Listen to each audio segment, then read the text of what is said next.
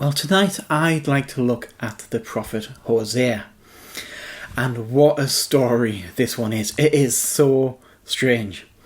But it is also a beautiful story of God's heart. First of all, of how much Israel, and to a similar extent we, can hurt God. But also of the wonderful grace of God towards us. So, Hosea lives in the northern kingdom. Sometimes it's referred to as Ephraim, sometimes as Jacob, and it's the northern part. So this isn't the part with Jerusalem, this is the northern part of Israel, as mentioned in the video earlier. And Hosea was called during the time of one of the worst kings of Israel, Jeroboam II. And there was so much instability going on at this time. There was pressure from Assyria and a huge, huge problem with idolatry in the nation at this time. Israel is about to collapse. And Hosea predicts a lot of it coming. What's about to happen to Israel, Hosea tells them is coming. But Hosea also gives them a reason it's going to happen. And you can read about this attack. It takes place in the second book of Kings. The opening part of the book of Hosea is very different. The first 4 chapters are very different to the rest of it. It's more of a story before we get to the specific prophecies of what's coming. You see, the prophets would often be asked by God to almost perform actions to help illustrate what God was saying, to make it understandable for people, but also to make it tangible, I guess like a physical parable. For example, Ezekiel lay down on his right side to represent 390 years of Israel's sin. Jeremiah had this whole thing where he buried his underwear, and we will come back to that one at some point, I'm sure. Well, for Hosea, God asked him to do a very strange and difficult thing for him. He told Hosea to marry a woman called Gomer, who was a prostitute.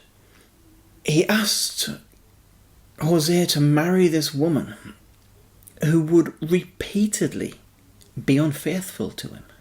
It's the sort of word from God you'd want some proper verification on before you act on it. And they had children, all of whom were named as a prophetic message. The oldest was called Jezreel, saying that Israel would be broken in the valley of Jezreel. And then they had a daughter, and they called her No Compassion or No Mercy. For God was saying he would have no more compassion or mercy for Israel. Imagine growing up with that as a name. And then they had another son, and this son was called Not My People.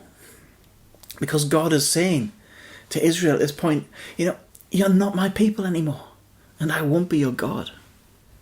You have to understand how that must have felt for Israel. The covenant Israel had, this unbreakable covenant, was, you will be my people, and I will be your God. And God is saying at this point, I've had enough. I don't want to be your God. I don't want you to be my people.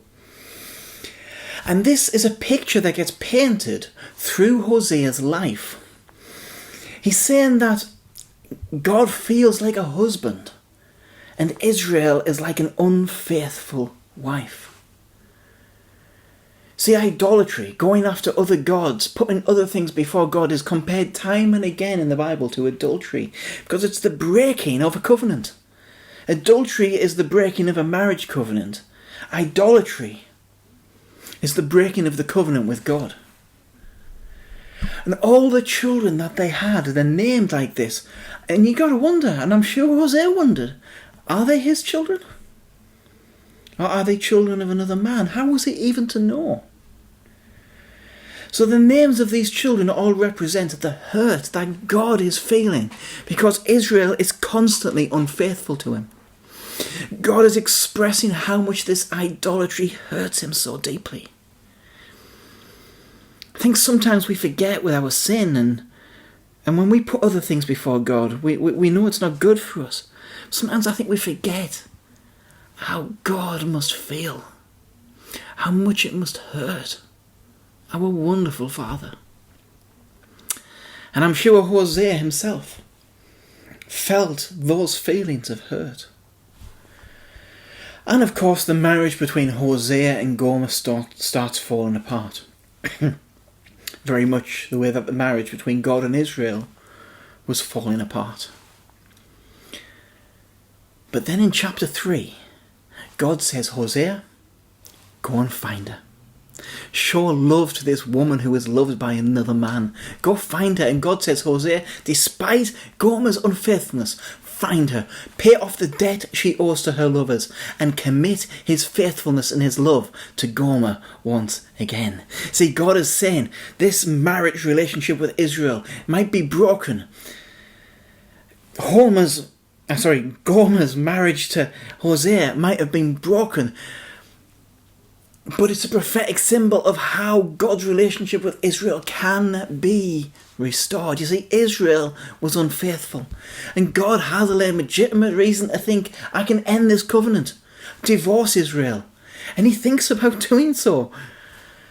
But instead he says, no, I'm not going to do that. I am going to pursue Israel again and my new covenant with them. And this is all prophetic about the coming of Jesus and the new covenant that Jesus was going to put in place. And he says, Israel will be restored, not because of anything they've done, but because of his love, his compassion, and his faithfulness. Just as Gomer was restored, not because of anything she did, but because Hosea went and restored her and loved her. To a people that God once said of, not my people, he says he will come back and he will restore that relationship once again. Listen to this from Hosea 2. God says, and I will have mercy on no mercy. And I will say to not my people, you are my people. And he shall say, you are my God. He's talking about restoration, bringing the unfaithful bride back. Hosea then spells out what this means and all the consequences for Israel's rebellion, and it meant imminent defeat by other nations. But it was not a message or a warning without hope. Because just like Gomer had hope to come back, Israel had hope that they would one day repent and they'd come back and worship their God. Israel had hurt God, but God's compassion was so great. See, we must understand this too. When we chase after the things of this world, when we make gods or idols of the things in our own lives, how much this hurts God. Then Hosea starts listing all the things that this picture represents. It speaks into Israel's corruption and how Israel's hurt God, and he warns about the coming of Assyria. And it comes. It does come. But the end ends with a promise. Judgment may be coming, but if Israel repents, there is hope for restoration. Hosea in his life shows us how much our sin and our idolatry hurts God. But it also shows God's amazing compassion for us. The encouragement to the reader is to be faithful to God. And it ends with these great words as it wraps up. Whoever is wise, let him understand these things. Whoever is discerning, let him know them. For the ways of the Lord are right, and the upright walk in them, but transgressors stumble in them. Let's be wise and faithful to our wonderful, compassionate God. Will he come after us if we're unfaithful? Yes. But I don't know about you, I don't want to hurt his heart like Gomer hurt Hosea. I want to please him and not be rebellious. Bless you.